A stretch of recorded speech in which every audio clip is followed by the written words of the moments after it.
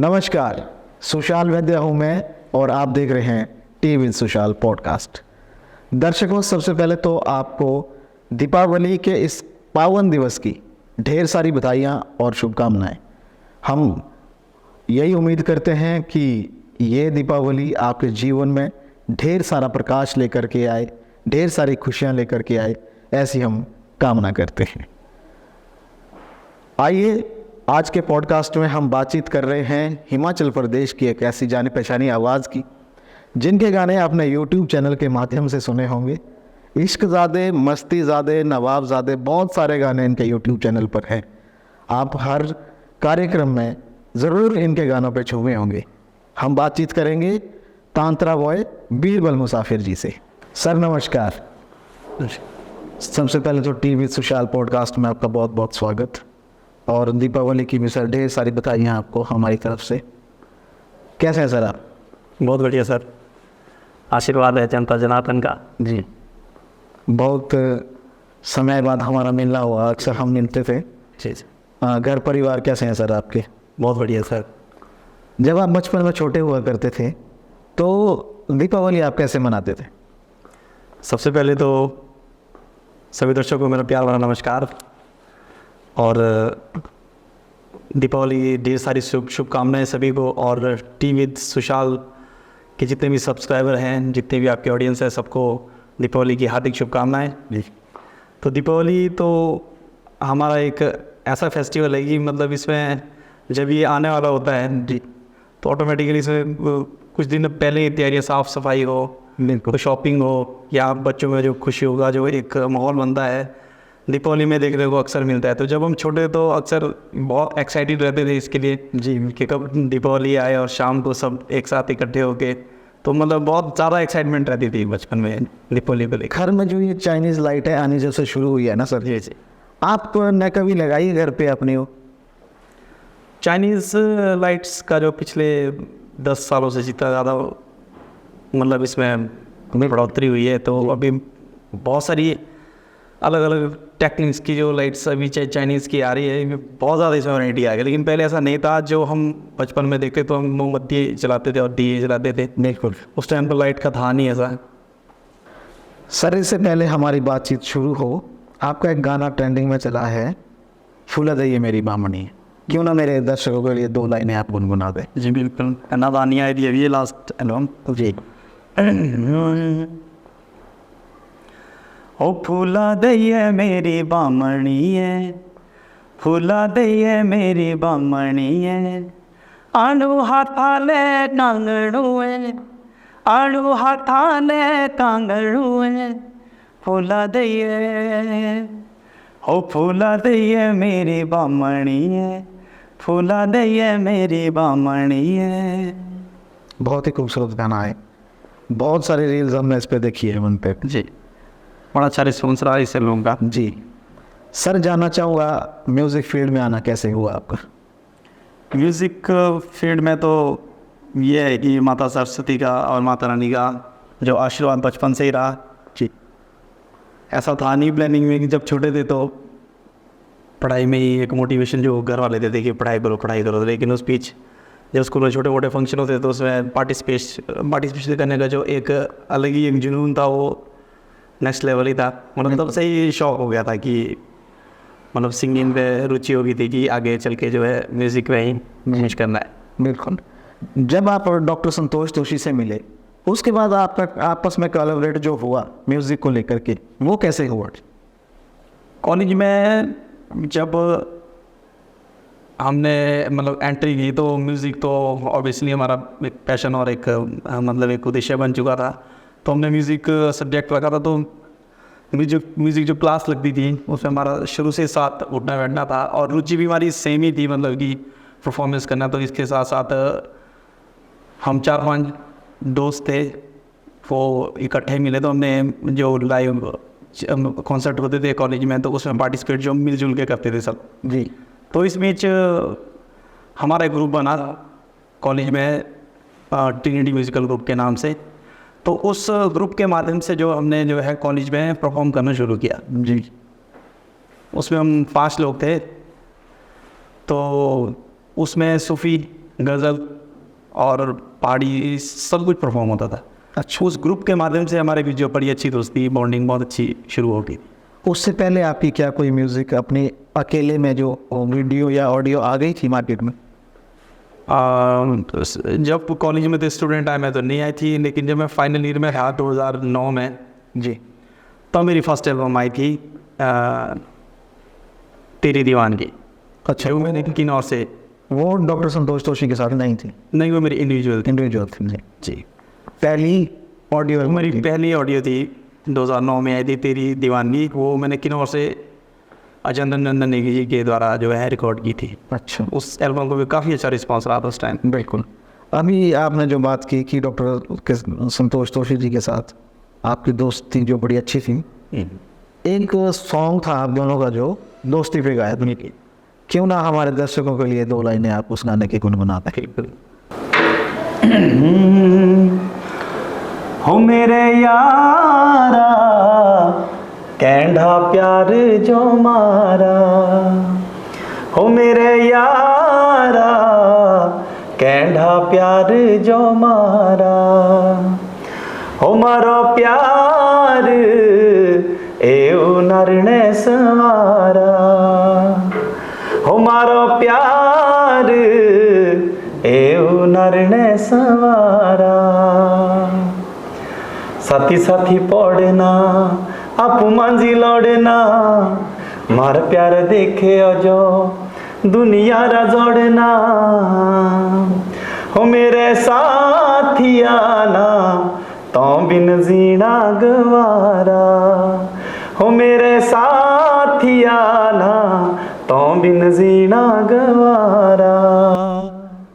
बहुत ही ज़्यादा super hit ये एल्बम आप, ये मतलब ये एक बहुत ही रियलिस्टिक जो होती है, मतलब सच्चाई में जो ये हमारी जो रियल लाइफ में उसको मद्देनजर रखते जो ये गाना लिखा हुआ था। इसमें जो मतलब सारी सिचुएशंस है उस टाइम एक रियलिटी रियलिटी जो हमने गाने में डाल दिए। जी सर, मैं सबसे पहले तो जानना चाहूँगा कि म्यूज़िक कैरियर बनाते बनाते जो आप अभी जिस स्ट्रगल को कर रहे हैं, क्या कुछ ऐसी चुनौतियाँ आप फेस कर रहे हैं और घर से कितना सपोर्ट आपको मिलता है? जी, इस फील्ड में अगर कुछ हम कर पाए तो सबसे बड़ा सपोर्ट जो घर का ही है। जी, जब स्टार्टिंग में ही मतलब ऐसा लगने लग गया कि घर में मेरे पिताजी को कि म्यूज़िक में रुचि है, तो उन्होंने बचपन से ही मेरा सपोर्ट करे था पूरी तरह से। अच्छा उन्होंने मतलब एक हमारे गांव में टैलेंटेड काफ़ी लड़के थे जी, तो सबको इकट्ठे करके एक ग्रुप बना दिया था। उस टाइम स्पोर्ट्स क्लब चलता था, समरसेट स्पोर्ट्स क्लब चलता था, तो हमने समरसेट म्यूज़िक ग्रुप बना दिया 2005 में। जी, तो तब से ही पापा ने मतलब एक बहुत अच्छी एक सपोर्ट दे दी थी कि मतलब बच्चे को जो है मतलब म्यूज़िक फील्ड में आगे भेजना है। जी। चैलेंजेस क्या देखी आपने सर? चैलेंजेस तो हमेशा ही जो है मतलब कोई किसी भी फील्ड में अगर आप काम करेंगे, सबसे पहले तो मतलब एक जिस काम को आप कर रहे हैं, जी, बिजनेस हो या फिर हमारा ऑडियंस से रिलेटेड, बिल्कुल, मतलब ये प्रोफेशन है कि अगर जो हम काम करेंगे ऑडियंस के लिए तो सबसे पहले ऑडियंस का जो रिस्पांस होगा उसी को फेस करना टफ होता है। स्टार्टिंग में जब करते तो काफ़ी हमने जो आलोचनाएं भी कह सकते हैं इसमें कि हाँ भाई ये होता ही है कि गाने बजाने वाले हैं क्या है, इस तरह की बातें काफ़ी उस टाइम। तो हम उस टाइम मैं तो अपनी बात दूँ कि ऐसा नहीं था कि मतलब ये प्रोफेशनली कि भाई बस पैसा कमाना है, और ये ऐसा कुछ था ही नहीं जी। मतलब इतना डेडिकेशन और इतनी वो थी इसके लिए, समर्पण था संगीत के लिए कि बस करना है, बिल्कुल कार्यक्रम करते जाओ, जहाँ भी लाइव करने का मौका मिला बस स्टेज पर कर लो, बिल्कुल बस यही एक वो था, जुनून था। आपने अपना आइडल किसको माना है सर? आइडल बचपन में जब गाने सुने, फिल्मी भी चलते थे, पहाड़ी में सब गाने सुनते थे, तो आइडल तो देखे तो मैं तो अपने पिताजी को इसमें आइडल मानता हूँ क्योंकि वो भी पहले आर्टिस्ट लाइन से रहे हुए हैं जी। ऐसा नहीं है, जब हमारा ग्रुप था तो पिताजी भी परफॉर्म करते थे उसमें, अच्छा, एज ए एंकरिंग भी उन्होंने काम किया है और गाते भी थे। मेरे लिए तो सबसे बड़े आइडल वही है जी। म्यूज़िक पढ़ाई आपने कब से शुरू की? ये कॉलेज क्या है। स्कूल में आपके पास म्यूज़िक का सब्जेक्ट नहीं था? स्रान स्कूल से मेरी जो +2 है जी वहाँ पर म्यूज़िक का ऐसा कुछ था नहीं कि कोई स्पेशली भी नहीं सिखाता था और सब्जेक्ट तो था ही नहीं। जी फिर कॉलेज में आके बस यही था कि म्यूज़िक रखना सबसे पहले, फिर कॉलेज से ही शुरू किया। बिल्कुल सर, जो हमारा कल्चर है ना, जैसे हम फोक की बात करते हैं, जी क्या इसको नेशनल और या इंटरनेशनल लेवल पे जिस तरह से हम ले जाएंगे तो कितना हिमाचली आर्टिस्टों का योगदान आप देखते हैं?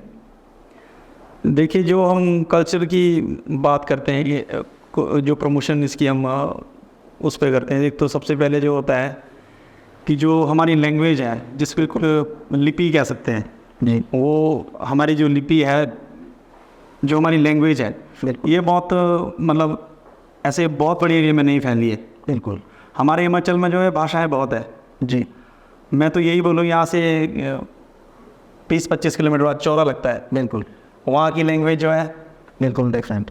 बिल्कुल ही डिफरेंट है। और यहाँ आएंगे और यहाँ से आगे हमारा कोडगढ़ लगता है, जी ठेउग लगता है।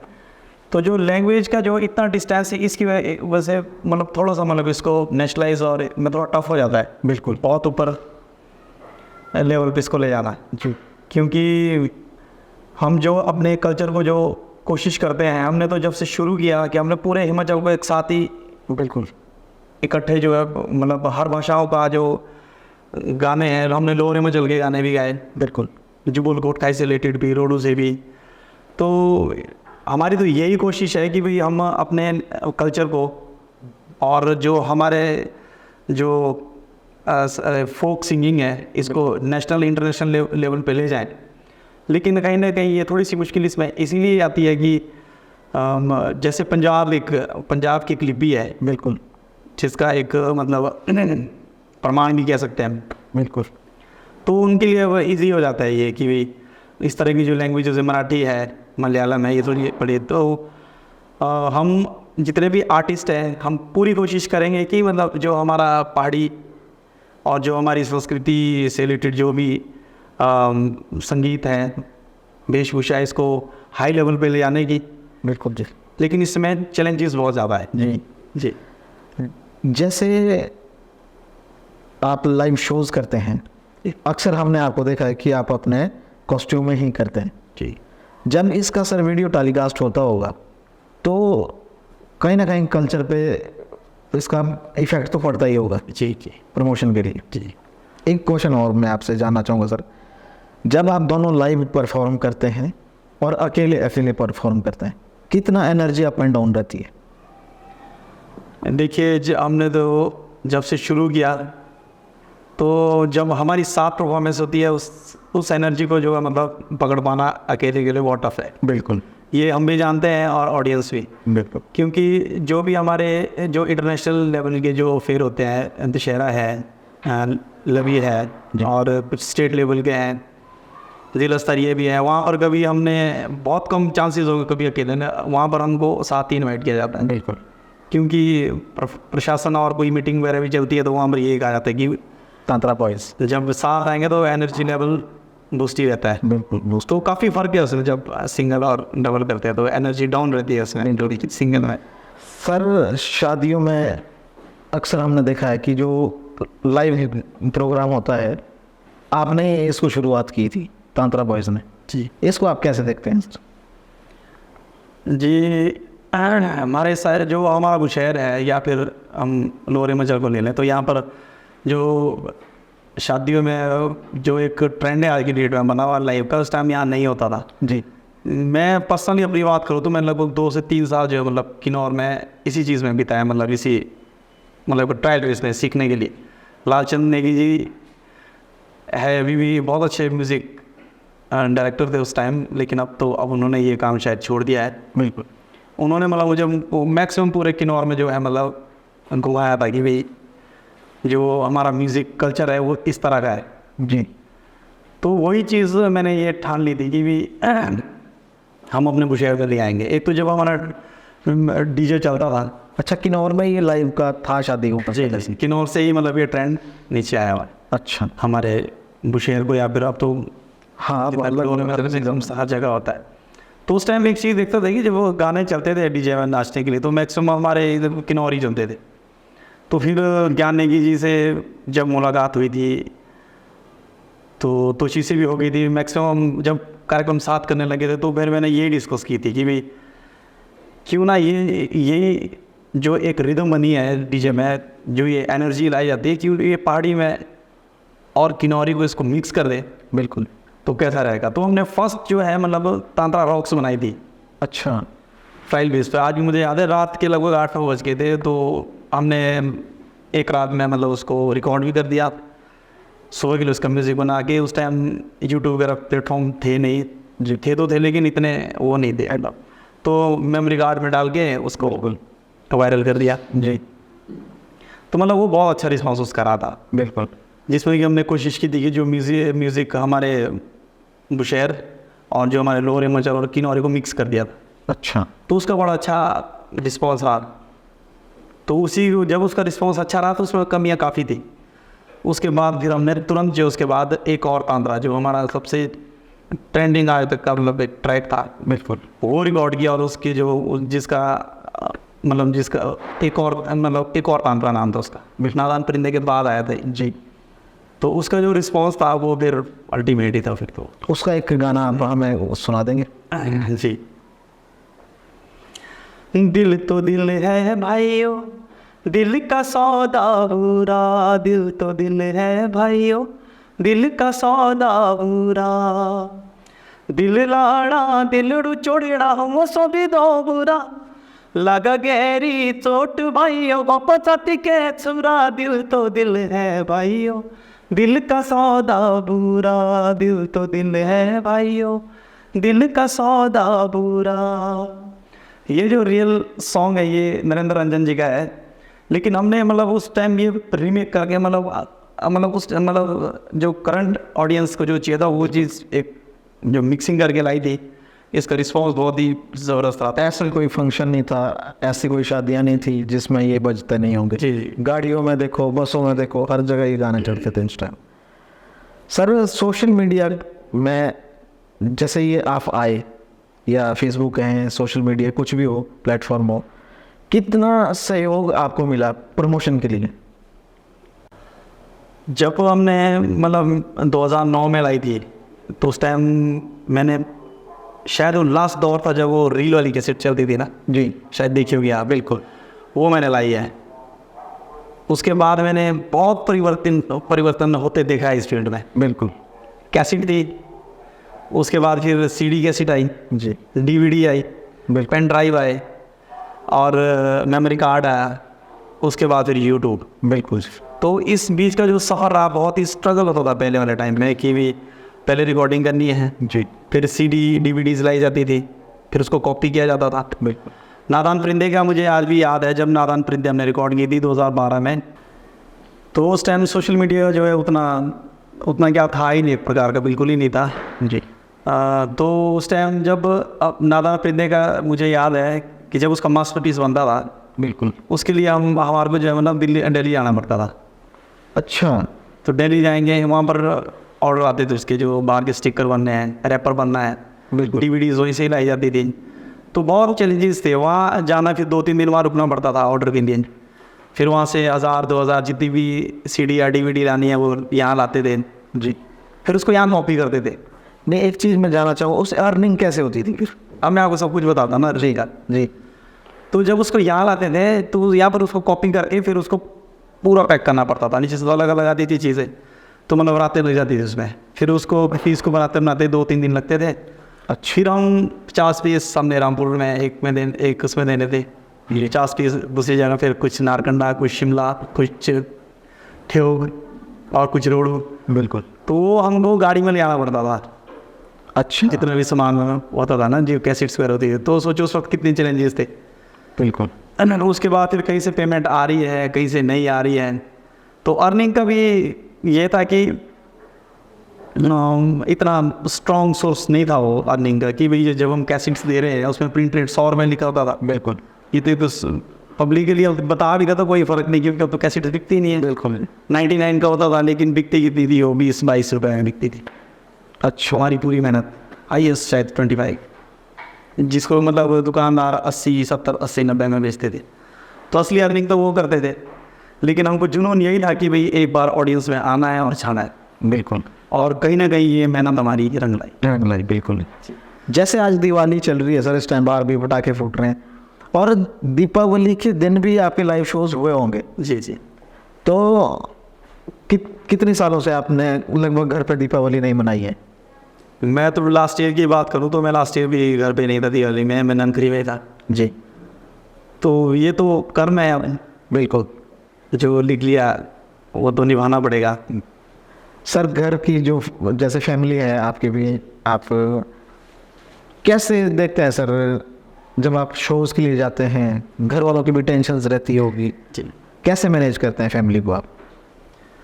फैमिली को अब तो एक प्रकार का लाइफ का रिदम बना है, क्योंकि ऐसा कोई एकदम से कोई नया काम शुरू करे जी तो थोड़ा सा अटपटा लग भी सकता है, लेकिन ये तो लाइफ का रिदम बना हुआ ही है कि शोज़ में जा रहे हैं आ रहे हैं तो इतनी ज़्यादा प्रॉब्लम नहीं आती है। अगर 5 दिन शो में भी रह रहे हैं तो 5 दिन फैमिली के साथ अच्छे से बिताते हैं, सर बिछाना मतलब मैं मैनेज हो जाता है अच्छे से। सर एक चीज़ जानना चाहूँगा कि सबसे ज़्यादा जो यादगार आपका लाइव शो है, कोई ऐसी जगह जहाँ आपने परफॉर्म किया हो जिसको आप भुलाए नहीं भूलते हैं? ये परफॉर्मेंस तो बहुत की है, बहुत यादगार भी है, लेकिन जब 2013-14 की मैं अगर बात करूँ, लुटेरे दिल के आई थी उस टाइम बिल्कुल नई नई एल्बम, तो रोडू में एक कार्यक्रम था। तो जब वो रोडू में कार्यक्रम ख़त्म हुआ तो हमारी गाड़ी मतलब ऐसे रोड से ऊपर को लगी थी, थोड़ी दूर थी। अच्छा। तो मेला ख़त्म होने के बाद लोग इधर उधर जाने लगे तो सड़क पर भी गाड़ियाँ ठीक चली थी, तो मैं वहाँ पर जो है पीछे फ़ोटो खींचने रुक गया, बाकी लोग आगे चले गए गाड़ी में, बाद में मैं अकेला रह गया था वहाँ पर। मुझे बहुत याद आती है वो आज भी बात। तो उस टाइम जब मैं रोड में ऊपर को पैदल चल रहा था अपनी गाड़ी जाए, तो उस टाइम 1-2 गाड़ियाँ वहाँ रुकी जी। तो उस ट्रैफिक को हटाने के लिए जो है आधा घंटा लग गया था, तो पौना घंटा 1 घंटा शायद, आधा घंटा शायद मेरे आइडिया से, इतना वहाँ हमारा ट्रैफिक हो गया था। मतलब फ़ोटोज़ वगैरह ले रहे हैं लोग। हाँ उस टाइम मेरी लुक जो थी वो लंबे बालों में थी, हालांकि आज भी मुझे कहते हैं कि लंबे बाल। बिल्कुल। तो लुक लोगों को काफ़ी पसंद आई थी जी। तो उस वजह से जो है मतलब वहाँ पर एक पहले गाड़ी रुकी तो उन्होंने फ़ोटो लेने थे जी। तो बस उस चक्कर में वो गाड़ी रुकती और काफ़ी ट्रैफिक लगा। तो मतलब वो जो परफॉर्मेंस थी मेरी लाइफ की, बहुत अच्छा फील हुआ था मुझे, प्राउड फील हुआ। जब आप पीक पे थे ना सर, बिल्कुल ट्रेंडिंग में आप चल रहे थे, ये उसी टाइम की बात है। हाँ, घर से आप निकलते थे ना जब, जैसे मार्केट में जाना, तो फैंस का क्या रिएक्शन होता था? अच्छा रिस्पॉन्स मिलता था, बहुत अच्छा। उस टाइम में काफ़ी अच्छा फील होता था कि हाँ चलो पहचानते हैं सभी, बिल्कुल, और अच्छा रिस्पॉन्स देते हैं, फ़ोटोज़ वगैरह अच्छा था। जो आप लुटेरे दिल के बता रहे हैं सर, कोई एक गाना उसका हमारे दर्शकों के लिए गुनगुनाते हैं आप? जी। बेईमान दुनिया सुनो भोड़े लोगो बे दिल नीलाना बेईमान दुनिया सुनो भोड़े लोगो दिल नीलाना। ये इसका मतलब पहला ही सॉन्ग था इसका ये। अच्छा जी। जिस तरह से सर आपका ये जो गाने के बोल हैं, क्या कभी पर्सनल लाइफ में भी ऐसा हुआ है आपके साथ? देखिए मैं तो लिरिक्स की अगर अपने पूरे कैरियर की बात करूं तो लिरिक्स जो मुझे मिले जी वो मैंने गाए। बिल्कुल, पर अपने ऊपर ऐसा को कभी हुआ नहीं है कुछ? नहीं, ऐसा नहीं हुआ कि हाँ कुछ एक डिमांड मैंने भी, क्योंकि कुछ एक सिचुएशंस में बताता था कि ये गाने जो है मतलब तोशी और राजमंजर ही लिखते थे। बिल्कुल, बस जब हम सिर्फ थीम देखते थे कि क्या है, अदरवाइज वही ये गाने लिखते थे। तो जो गाना फाइनल होता था मैं गा लेता था। बिल्कुल, परिस्थितियाँ ऐसी नहीं थी। परिस्थितियाँ ऐसी क्योंकि मेरे कुछ इमोशनल सॉन्ग आए थे कि लोगों ने पसंद भी किए थे कि मेरी वॉइस में जो है ये गाने अच्छे लगते हैं, रोमांटिक हो या फिर कोई इमोशनल ही हो, जैसे ये गाना गुनगुनाऊंगा आपके पास में। नहीं बांटने तेरे प्यारो रा धोखा मेरे बे नहीं सोईदा हो दे तो आखिरी एक मौका एकली नहीं रोईदा। तो बस इतने क्वेश्चंस की भाई बोलो वो कौन है। बिल्कुल, आप ही ने आपने किसके लिए गाया हुआ है? मैं उनको क्या बोलूँ यार। तो एक स्टूडियो में एक सिचुएशन बनती है कि हमने एल्बम को जी कहाँ पर एनर्जी लेवल ऊपर ले आना है, कहाँ मेलोडीज डालनी है, बिल्कुल कहाँ इमोशन डालने हैं, वो एल्बम में सेट करना पड़ता है। जी तो ऐसा इसमें कुछ नहीं है कि कोई गा रहा है तो उसकी लाइफ में ऐसा ऐसी कोई बात नहीं होती। बिल्कुल जी। सर, हमारे जो अभी नए जो इस फील्ड में आए हैं उनके लिए क्या मैसेज देना चाहेंगे सर आप? जो आज की डेट में मतलब म्यूज़िक से रिलेटेड जो काम कर रहे हैं नए जो जनरेशन है, मैं तो पर्सनली अपनी बात करूँगा तो मुझे इस फील्ड में कंप्लीट 20 साल होगी। मैं 2005 से प्रोफेशनली मतलब इस फील्ड में आ चुका हूँ जी।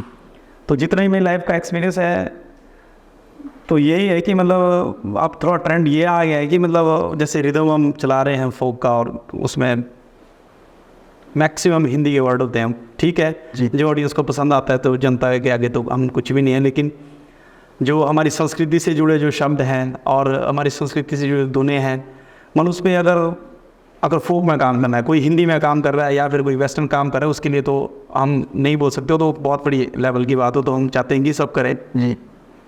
बॉलीवुड लेवल में जाए वो तो बहुत अच्छी बात है, लेकिन फोक में बड़ी मर्यादाएँ सीमाएँ हैं, वो मतलब माइंड में रखनी है।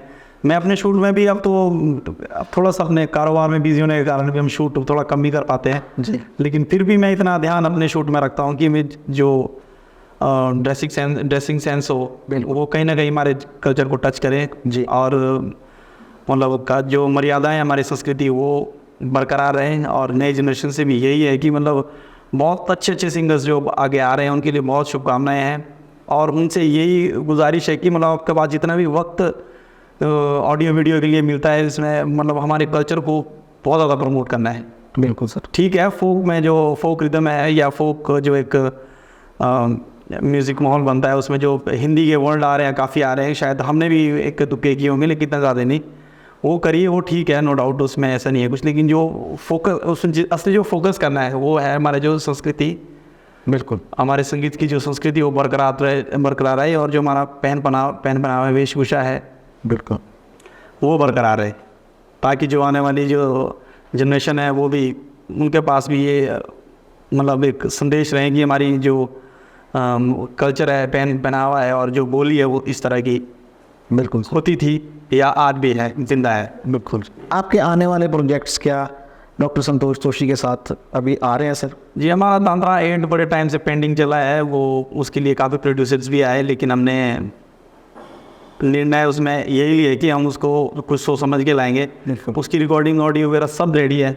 अच्छा। वो शूट है उसका, शूट के जो हमारे उसमें कास्ट किए गए हैं मतलब जैसे कोई मेल है फीमेल है डांस ग्रुप है लोकेशंस है सब मतलब प्लान्ड है, सिर्फ हमने उसकी मतलब टाइम निकाल के वो करना है। एक तो वो प्रोजेक्ट है तांत्रा 8 है और उसके बाद हमारी एक सीरीज़ चली थी ग्रैंड मस्ती। हाँ जी। उसके हमारे 4 पार्ट आए थे, उसकी भी हमारी तैयारी है। बाकी जो सिंगल प्रोजेक्ट्स है वो पर्सनली मेरे 4 एक प्रोजेक्ट है वो भी रेडी है, मतलब थोड़ा सा समय लगने की देरी है, आजकल शेड्यूल्स वगैरह में बिजी है और थोड़ा सा इवेंट मैनेजमेंट का भी थोड़ी सी जिम्मेदारी रहती है मेरे ऊपर जी। तो उसको भी संभालते जो है मतलब वक्त लग जाता है। बिल्कुल सर। तो कुछ एक प्रोजेक्ट्स है वो पूरी तैयारी में है, मतलब वो अब लाने। जी सर। आज दिवाली के अवसर पर हमारे दर्शकों के लिए आप कौन सा गीत गुनगुनाना पसंद करेंगे? दीपावली के शुभ अवसर पर बस मैं ये कहना चाहूँगा कि माता लक्ष्मी जो है सबके घर पे वास करें और जो भी कारोबार है सबका वो अच्छा चले, जो भी जिसकी जॉब है जो भी अपने काम है आपके भले फूले आपके पूरे परिवार में खुशियों का एक माहौल हो। इस अवसर पर मैं गाना गाना चाहूँगा, बड़ा पारंपरिक एक मैंने गीत गाया था देवा गणेशिया, उसकी 2 लाइनें आप सबके बीच रखूँगा और देवता साहब का और माता रानी का आशीर्वाद सब पे बना रहे। देवा गणेशिया तेरे का बसणों से हो दिया जीवे चंद्रा मणे हड़कुए से तोड़े आओ शिमले का औषधियो ढोबू हो पेटरी मेरे बेदनिए हो दो नहीं कबू। बहुत अच्छा रिस्पॉन्स इस गाने का। बहुत खूबसूरत सर। बहुत बहुत धन्यवाद सर, आपने अपना बहुमूल्य समय दिया हमारे शो के लिए। इसके लिए मैं अपनी पूरी टीम की तरफ से आपका बहुत बहुत धन्यवाद करता हूँ। बहुत बहुत धन्यवाद जी। और मैं सभी जनता जनार्दन ऑडियंस से यही गुजारिश करूँगा कि अगर आपको ये आज का जो एपिसोड सुशाल भाई ने बनाया है, इनका ऑफिशियल चैनल है टी विद सुशाल, इस चैनल को सब्सक्राइब कीजिएगा और बहुत अच्छे अच्छे कंटेंट इनके लिए इस चैनल के इन्होंने तैयार किए हैं, उसको भरपूर प्यार दीजिएगा और आज के इस वीडियो को भी बहुत सारा प्यार दीजिएगा। अगर आपको इनकी मेहनत, इनकी टीम की पूरी मेहनत पसंद आती है तो चैनल को सब्सक्राइब कीजिएगा, लाइक कीजिएगा, कमेंट कीजिएगा। धन्यवाद। बहुत बहुत धन्यवाद सर। उम्मीद करता हूँ दर्शकों आज का ये एपिसोड आपको बहुत ही ज़्यादा पसंद आया होगा। एक बार पुनः आप सभी दर्शकों को दीपावली के इस पावन अवसर की ढेर सारी बधाइयाँ और शुभकामनाएं। यदि आप हमारे चैनल पर नए हैं तो tea with Sushal podcast YouTube channel को सब्सक्राइब करना ना भूलें। नमस्कार।